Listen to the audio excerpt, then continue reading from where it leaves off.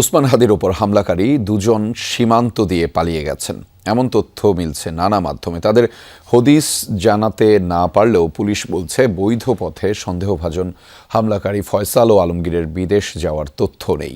বিকেলে এক ব্রিফিংয়ে ডিএমপি জানিয়েছে গ্রেফতার করা হয়েছে 2 মানব পাচারকারীকে। এদিকে হামলায় ব্যবহৃত মোটরসাইকেলের মালিককে 3 দিনের রিমান্ডে নেওয়া হয়েছে। জানানো হয় জুলাই যোদ্ধা ও নির্বাচনে প্রার্থীদের যারা ঝুঁকিতে আছেন তাদের নিরাপত্তা দেবে পুলিশ।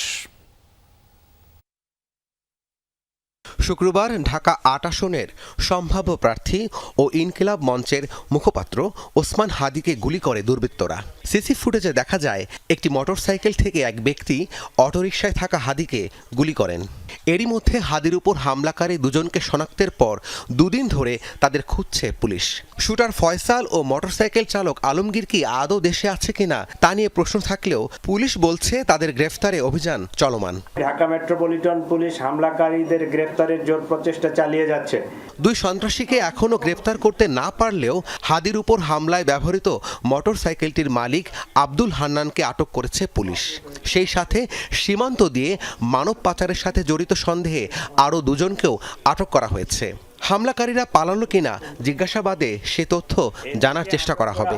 আমাদের কাছে যেটুকু তথ্য যে এরা ওই অপথে বলতে ইমিগ্রেশন চ্যানেলের না, ইমিগ্রেশন চ্যানেলের বাহিরে চোরাই পথে মানব পাচার করে থাকে, সীমান্ত পারাপার করে থাকে।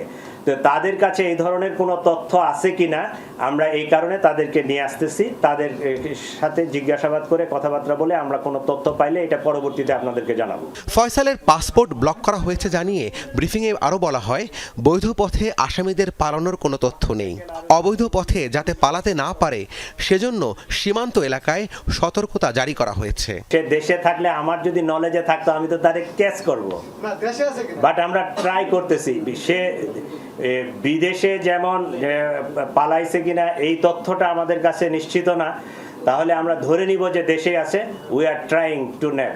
জুলাই যোদ্ধা ও নির্বাচনে প্রার্থীদের মধ্যে যাদের উপর সবচেয়ে বেশি নিরাপত্তা হুমকি রয়েছে তাদের নিরাপত্তায় বিশেষ ব্যবস্থা নেওয়া হবে বলেও জানান অতিরিক্ত কমিশনার। যারা হাই প্রোফাইল, যাদের স্পেসিফিক এই ধরনের সিকিউরিটি থ্রেট আছে।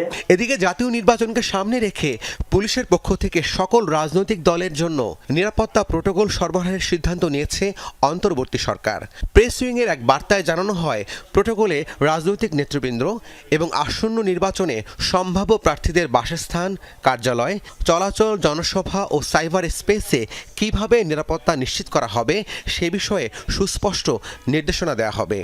এছাড়া গণঅভ্যুত্থানের সম্মুখ সারির নেতৃত্ব ও গুরুত্বপূর্ণ রাজনৈতিক নেতৃবৃন্দও পাবেন বাড়তি নিরাপত্তা।